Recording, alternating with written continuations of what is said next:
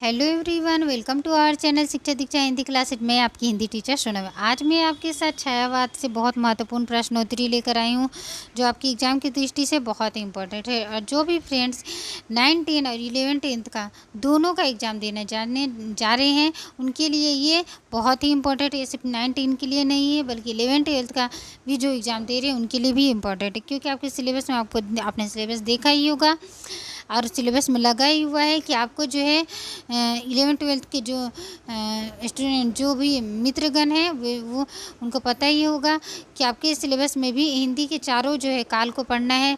हिंदी आदिकाल को पढ़ना है, रीतिकाल को, भक्तिकाल को और आधुनिक काल को पढ़ना है। तो ये छायावाद भी आपको पढ़ना है, तो छायावाद के प्रमुख कवियों का भी पढ़ना है। तो ये जो है छायावाद से बहुत महत्वपूर्ण प्रश्न है और कवि के बारे में बहुत सारा इसमें क्वेश्चन है, तो ये आपके लिए भी इम्पोर्टेंट है। तो ये दोनों जो भी पीजीटी लेवल का एग्ज़ाम देने जा रहे हैं टीजीटी का, तो उनके दोनों के लिए जो है इम्पोर्टेंट है। क्लास देख सकते हैं आप सब। चलिए चलते हैं पहले प्रश्न की। और पहला प्रश्न क्या है? पहला प्रश्न है छायावाद की काव्य की प्रवृत्ति नहीं है ना। क्वेश्चन को ध्यान से पढ़ेंगे। छायावादी काव्य की प्रवृत्ति नहीं है। प्रेम अ नंबर में देखिए प्रेम का उदात्त चित्रण। बी नंबर में देखिए आत्मव्यक्ति की प्रधानता। सी में वेदना और दुख की अभिव्यक्ति। डी में प्रकृति का सामान्य चित्रण, है ना। तो मैंने आपको छायावादी काव्य की प्रवृत्ति पढ़ाया था, उसमें बताया भी था कि छायावादी काव्य में जितने भी रचना किए गए उसमें प्रेम का उदात्त चित्रण है ना, है। आत्मव्यक्ति की प्रधानता भी है और वेदना और दुख की व्यक्ति, क्योंकि महादेवी वर्मा के तो काव्य जो है वेदना और दुख से भरे हुए हैं ना, तो ये भी है। तो प्रकृति का सामान्य चित्रण नहीं, प्रकृति का सूक्ष्म चित्रण है छायावाद में। क्या है? प्रकृति का सूक्ष्म चित्रण, याद रखेंगे। तो ये जो है छायावाद की प्रवृत्ति नहीं है, ये आंसर डी होगा। ओके, आगे चलते हैं नेक्स्ट प्रश्न की ओर। देखिए निम्नलिखित में से कौन सा कथन जयशंकर प्रसाद के संबंध में सही नहीं है? ये भी सही नहीं है पूछ रहा है, ठीक है, ध्यान से पढ़ते हैं। उन्होंने केवल खड़ी बोली में कविताएं लिखी। हाँ, तो अच्छा आगे चलते हैं। जयशंकर प्रसाद छायावादी युग के प्रवर्तक नाम से जाने जाते हैं। सही है, छायावाद के प्रवर्तक थे। प्रसाद जी ने हंस और इंदु नामक पत्रिकाओं का प्रकाशन कराया। ये भी सही है ना, हंस और इंदु का प्रकाशन कराया था। उन्होंने गद्य और पद्य दोनों विधाओं में अपनी कला का प्रदर्शन किया। ये भी सही है ना। क्यों? जयशंकर प्रसाद जी बहुत बड़े नाटक, उन्होंने बहुत सारे नाटक की रचना की और पद्य तो बहुत उनका काव्य संग्रह है ना, बहुत सारी कविताएं लिखी हैं उन्होंने। तो गद्य और पद्य दोनों में उन्होंने क्या अपनी विधाओं का क्या किया, प्रदर्शन किया है। तो ये भी सही, ये भी सही, ये भी सही। ये ऑप्शन देखिए, तो उन्होंने केवल लिखा है, उन्होंने केवल खड़ी बोली में कविताएं लिखी नहीं, उन्होंने केवल नहीं, उन्होंने ब्रज और खड़ी बोली दोनों में लिखी है। तो क्या हो गया? गलत हो गया ना। जहाँ भी आप देखेंगे ऐसे समझ में ना आए ऑप्शन, तो आप जहाँ भी देखेंगे केवल केवल जैसे शब्द अगर आएंगे तो अधिकतर ना वो आंसर वही होता है ना। तो केवल जो है गलत ही होता है। तो इस तरह से आप कर सकते हैं एग्जाम में। आगे देखते हैं तीसरे प्रश्न की ओर चलते। छायावादी काव्य चतुष्ट में कौन सा एक कवि नहीं है? मैंने आपको बताया था छायावादी में छायावाद के 4 प्रमुख कवि माने जाते हैं जिन्हें चतुष्ट कहा जाता है। कौन कौन से प्रमुख कवि हैं आपको पता ही होगा। प्रसाद जी हैं, है ना, प्रसाद जी हैं और निराला जी भी हैं, पंत जी भी हैं। अरे माखनलाल चतुर्वेदी नहीं है, तो इसका आंसर डी होगा। कौन है? महादेवी वर्मा, महादेवी ना, महादेवी जी, ठीक है। आगे चलते हैं नेक्स्ट प्रश्न की ओर। चौथा प्रश्न देखते हैं। सुधी मेरे आगम की जग में सुख की सिहरन हो अंत खिली। उपरोक्त पंक्तियाँ किस कवि की है ना। देखिए ऐसे भी पूछा जाता है क्वेश्चन कि कविता की जो है पंक्ति दे देगी, अब पूछेगा कि किस कविता की है ना, किस कविता या किस कवि द्वारा रचित है, जैसे अभी पूछा है ना। तो आपको जो है कविता एक बार आपको पढ़ लेनी चाहिए, जो आपके सिलेबस में लगी हुई कविताएं हैं तो, और आपको पढ़ लेनी चाहिए, है ना। और आपकी जो छायावाद के प्रमुख कवि हैं जयशंकर प्रसाद हो गए, मैथिली जयशंकर प्रसाद हो गए, ये महादेवी वर्मा जी हो गए, पंत जी हो गए, निराला जी, इनकी जो है 4-5 इनकी जो है प्रत्येक मने कवि के 4-5 कविताएं मैंने देखा है आपके सिलेबस में लगी हुई हैं। तो आपको ये सबको पढ़ना होगा, है ना, कि इससे क्वेश्चन आ सकता है ना, कि कौन सी कविता किस कवि द्वारा रचित है, किस कवि कौन सी पंक्ति जो है किस कविता से ली गई है, इस तरह से, है ना। तो मैं इस पे वीडियो भी बनाऊंगी, धीरे धीरे करके मैं एक एक करके सब पे वीडियो बनाऊंगी। बस आप मेरा सपोर्ट करते रहिए, अपने फ्रेंड्स के साथ मेरे चैनल को लाइक शेयर सब्सक्राइब कीजिए और फ्रेंड्स में शेयर कीजिए, है ना। आप ऐसे सपोर्ट करते रहेंगे तो मैं सब पे वीडियो एक एक करके बनाऊंगी। तो इसका सही आंसर क्या होगा, ए नंबर में देखते हैं। मैथिली शरण गुप्त, बी महादेवी वर्मा, सी में जयशंकर प्रसाद, डी में सुभद्रा कुमारी चौहान, है ना। सुधी मेरी आगम की जग में सुख की सीरन हो अंत खिली, मैं नीर भरी दुख की बदली। नीर भरी दुख की बदली किसकी कविता है, महादेवी वर्मा जी के। किसकी है, याद रखेंगे, महादेवी वर्मा की। आगे चलते हैं पांचवें प्रश्न की ओर, देखिए ध्यान से। किस छायावादी कवि पर बौद्ध दर्शन का प्रभाव पड़ता है ना। बौद्ध दर्शन का प्रभाव किस छायावादी कवि पर पड़ता है, महादेवी वर्मा पे, जयशंकर प्रसाद पे, सी सूर्यकांत त्रिपाठी निराला, डी महात या फिर डी महादेवी वर्मा। दोनों सेम सेम हो गया, तो इसको लिख देते हैं पंत जी, ठीक है, सुमित्रानंद पंत। तो बौद्ध दर्शन का प्रभाव महादेवी वर्मा पे पड़ता है, क्या पे, महादेवी वर्मा पे। और पंत जी पे अरविंद, याद रखेंगे, अरविंद, ठीक है, अरविंद दर्शन का प्रभाव पड़ता है, ठीक है। आगे चलते हैं नेक्स्ट प्रश्न की ओर। देखिए छठे प्रश्न का, छायावाद की विशेषता में शामिल नहीं है। फिर से क्वेश्चन आपका कर दिया कि छायावाद की विशेषता में शामिल नहीं है ना। अब देखते हैं, ऑप्शन पढ़ते हैं। नारी के प्रति श्रद्धा की भावना, ये तो है ना। रहस्यवाद के विरोध ना, रहस्यवाद का विरोध है यहाँ पे, देखिए तो। अच्छा देखते हैं नेक्स्ट ऑप्शन, देखते हैं। मुक्त छंद का प्रवर्तक, मुक्त छंद का प्रयोग छायावाद में किया गया है, ये भी है ना। मैं शैली, ये भी है। और मैंने आपको बताया था कि मुक्त छंद का प्रवर्तक निराला जी को माना जाता है ना। उन्होंने जो मुक्त छंद से बहुत प्रयोग करके बहुत सारी कविताएं लिखी है। तो किसका आंसर सही क्या होगा, रहस्यवाद का विरोध नहीं किया गया है छाया में ना, बल्कि कविताओं में रहस्यवाद का प्रयोग किया गया है ना। छायावादी कवित्री रहस्यवादी कौन है, महादेवी वर्मा। महादेवी वर्मा जी ने, महादेवी वर्मा जी को रहस्यवादी कवित्री के रूप में जाना जाता है ना उन्होंने।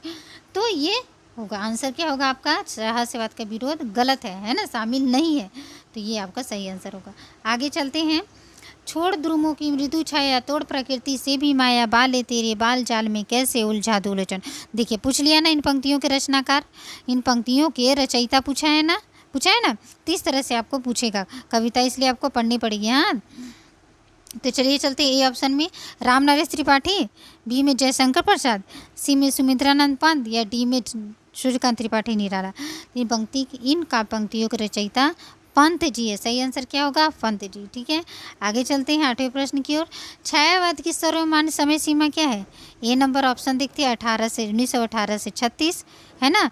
बी नंबर है 1918 से 38, सी है 1920 से 1936 और डी है 1920 से 36। तो इसका सही आंसर क्या होगा, छायावाद की सर्वमान्य समय सीमा है 1918 से 36। हाँ याद रखेंगे। आगे चलते हैं 9वें प्रश्न की ओर। महादेवी वर्मा के प्रथम काव्य संग्रह निहार की भूमिका किसने लिखी। निहार की भूमिका किसने लिखी है। देखिए ऑप्शन ए है दिनकर जी, बी है हरियौध जी, सी है निराला जी और ग है पंत जी। तो सही आंसर क्या होगा, निराला जी ना। महादेवी वर्मा के प्रथम काव्य संग्रह निहार की भूमिका किसने लिखी है, हरियौध जी ने लिखी है। आगे चलते हैं 10वें प्रश्न की ओर। ये देखिए 10वां प्रश्न क्या है, महादेवी वर्मा की कविता जो है मैं नीर भरी दुख की बदली किस में संकलित है ना। देखिए इसका किस में संकलित है, चलिए बताइए मुझे। महादेवी वर्मा जी की जो कविता है मैं नीर भरी दुख की बदली किस में संकलित है। ए में देखिए है ना, ए में निर्जा में संकलित है, सांध्य गीत में संकलित है, सी में दीपशिखा या डी में निहार। मैं नीर भरी दुख की बदली सांध्य गीत में संकलित है, किसमें, सांध्य गीत में, सांध्य गीत, ठीक है याद रखेंगे। आगे चलते हैं 11वें नंबर में। निम्न में से सुमित्रानंद पंत की छायावादी शैली की रचना नहीं पूछा है, ध्यान से, नहीं है। ग्रंथी क, देखिए क नंबर में ग्रंथी, वीणा, गुंजन, स्वर्णधूली, है ना। सही आंसर क्या होगा, तो सही आंसर होगा स्वर्णधूली। छायावाद शैली की रचना स्वर्णधूली नहीं है ना। ये है अंतस। आपको मैंने सुबह ही शॉर्ट्स मैंने डाला, नहीं आज नहीं, मैंने कल शॉर्ट्स डाला था पंत जी पे, जिसमें मैंने आपको बताया है कि छायावाद के जो कवि हैं सुमित्रानंद पंत जी के, इनके काव्य रचनाओं को जो है 4 चरणों में बांटा गया है। छायावादी ना, और प्रगतिवादी, अंतश्चेतनावादी, नवमानवतावादी।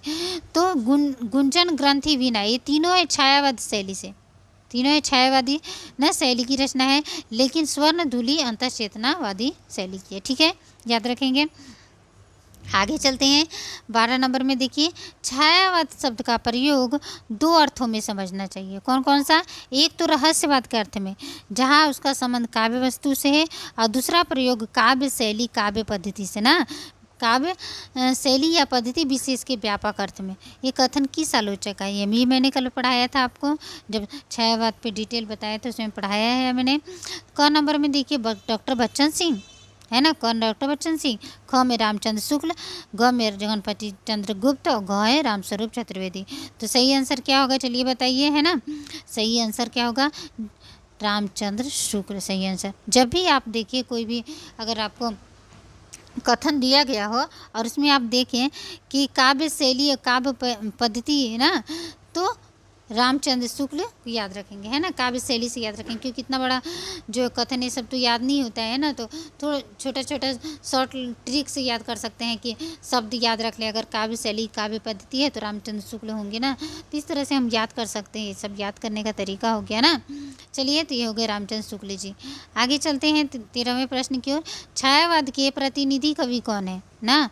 क ऑप्शन देखिए निराला जी, ख है पंत जी, ग है प्रसाद जी, और घ है मुकुटधर पांडे। तो इसका सही आंसर क्या होगा? छायावाद के प्रतिनिधि कवि पंत जी है। कौन है? पंत जी हैं। कौन है? पंत जी। आगे चलते हैं 14वें प्रश्न की ओर। छायावाद का घोर समर्थक पत्र कौन सा था? घोर समर्थक याद रखेंगे, ठीक है ना। क में है हंस, ख में है जागरण, घ में है देखिए ना, घ में रूपाभ है ना, और ग में रूपाभ है, घ में आपका विशाल भारत है। क्या है? विशाल भारत। सही आंसर क्या होगा? छायावाद का घोर समर्थक पूछ रहा है, तो छायावाद का घोर समर्थक जागरण पत्र है। कौन सा? जागरण। और रूपाभ छायावाद का घोर समर्थक नहीं, विरोधी है। क्या है? विरोधी याद रखेंगे। हाँ, घोर समर्थक पत्र कौन सा है? जागरण। ठीक है, जागरण इसका सही आंसर होगा। प्रेमचंद जी द्वारा है सब। ठीक है, आगे चलते हैं। छायावाद की प्रथम कविता मानी जाती है। ये ऑप्शन देखिए, प्रथम कविता छायावाद की, मैंने आपको बताया भी था, याद होगा आप लोगों को। तो छायावाद की प्रथम कविता जूही की कली, कुरूरी के प्रति, सावन पंचक, डी है रामसम की शक्ति पूजा। छायावाद की प्रथम कविता कुरूरी के प्रति मानी जाती। क्या है?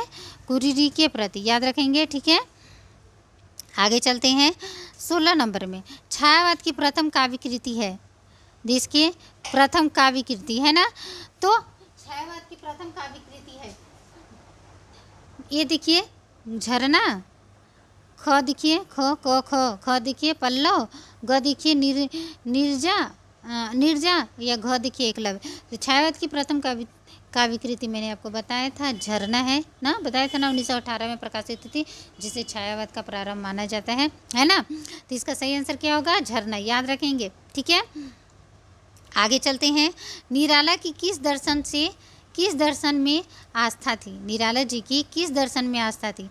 क नंबर में देखिए शैव दर्शन, ख में अरविंद दर्शन, ग में अद्वैत वेदांत दर्शन, घ में बौद्ध दर्शन ना।